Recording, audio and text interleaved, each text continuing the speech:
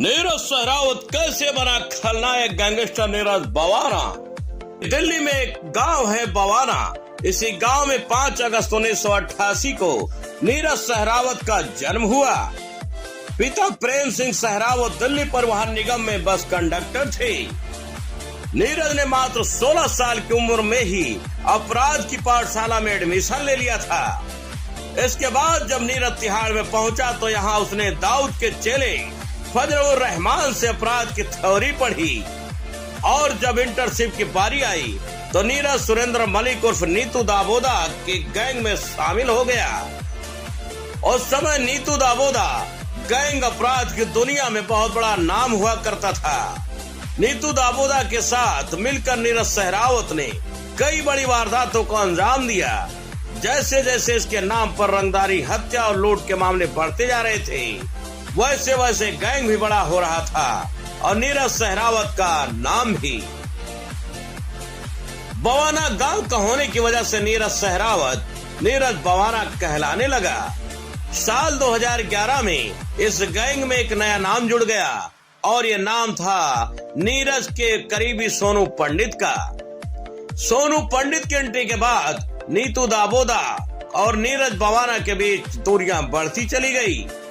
दरअसल नीतू को ये लगने लगा कि सोनू पंडित नीरज को उसके खिलाफ भड़का रहा है और ये दोनों मिलकर उसकी हत्या कर सकते हैं। इसी सुरक्षा की भावना के चलते नीतू दाबोदा ने साल 2012 में सोनू पंडित की हत्या करवा दी और यहीं से नीरज बवाना और नीतू दाबोदा के बीच गैंगवार शुरू हो गई और इस गैंगवार में दोनों गैंग के कई सदस्य मारे भी गए।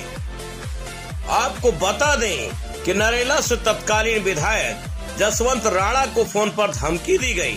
फोन करने वाले ने अपना नाम नीरज बवाना बताया, उनसे 50 लाख रुपए की मांग की। इसकी शिकायत दर्ज होने के बाद नीरज बवाना को गिरफ्तार कर लिया गया। 26 अक्टूबर साल 2013 में जब नीतू दाबोदा पुलिस के साथ मुठभेड़ में मारा गया, उसके बाद नीरज बवाना जमानत पर जेल से बाहर आया और फरार हो गया। नीतू की मौत के बाद उसके गिरोह की कमान संभाली पारस उर्फ गोल्डी और प्रदीप उर्फ भोला ने। नीरज दिल्ली का डॉन बनना चाहता था और अपना वर्चस्व कायम करने के लिए वो विरोधी गैंग पर हावी होने लगा। आरोप है कि साल 2014 में उसने अपने करीबी सोनू पंडित की हत्या में शामिल संदीप टटेसर की हत्या कर दी। इसके बाद रानीबाग इलाके में नीरज के साथियों ने नीतू गैंग के प्रदीप दहिया और अनिल को भी मार डाला। नीतू का साथी आसू हलालपुरी भी इसी गिरोह के हाथों मारा गया। नीरज बवाना ने रोहिणी कोर्ट परिसर में पेशी के समय प्रदीप भोला को मारने का भी प्लान तैयार कर लिया था और इस काम के लिए उसने अप्रैल 2014 में अपने गिरोह के 10 लोगों को भेजा भी था। ये लोग अदालत परिसर में दाखिल हो भी गए, लेकिन पुलिस ने इन्हें पकड़ लिया। बवाना का साथी अमित भूरा देहरादून जेल में बंद था। एक हत्या के आरोप में बागपत कोर्ट में उसकी सुनवाई थी। इसी पेशी के लिए उसे देहरादून जेल से बागपत कोर्ट पुलिस कस्टडी में लाया जा रहा था।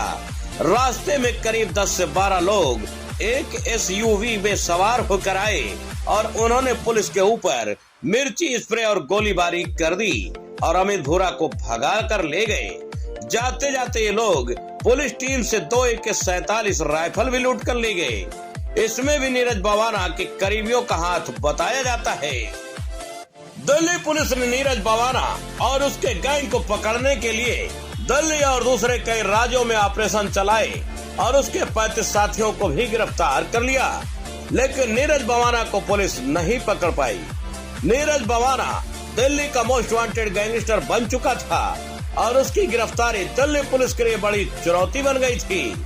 आखिरकार 7 अप्रैल 2015 को सुबह 3:45 बजे नीरज बवाना को उसके एक साथी मोहम्मद राशिद के साथ पुलिस ने गिरफ्तार कर लिया, लेकिन कहानी यही खत्म नहीं हुई। 24 अगस्त 2014 पुलिस नीरज बवाना को कोर्ट में बागपत लेकर जा रही थी। इसी वैन में नीरज बवाना था। उसी वैन में ही नीतू गैंग के पारस उर्फ गोल्डी और प्रदीप उर्फ भोला भी मौजूद थे। नीरज ने अपने साथी राहुल काला के साथ मिलकर उन्हें रास्ते में ही मार डाला था। आपराधिक मामलों का एक शतक मार चुका गैंगस्टर नीरज बवाना फिलहाल तिहाड़ जेल में है और कहते हैं कि वो अपना गिरोह वहीं बैठकर चलाता है। सागर धनखड़ हत्याकांड में भी बवाना गैंग के 4 सदस्य गिरफ्तार हुए हैं। साफ है कि तिहाड़ जेल में बंद गैंगस्टर नीरज बवाना सुशील कुमार की मदद कर रहा था। बवाना गिरोह में हरियाणा के अलावा यूपी, दिल्ली के 50 से अधिक सदस्य शामिल हैं, जो लूट से लेकर रंगदारी, जमीनों पर कब्जा, हत्या की वारदात को अंजाम देते हैं। गैंगस्टर्स अपना वर्चस्व कायम रखने के लिए आपस में भिड़ते हैं, एक दूसरे की जान लेते हैं। नीतू दाबोदिया और नीरज बवाना, जो पहले एक दूसरे के सहयोगी थे, बाद में दुश्मन बन गए।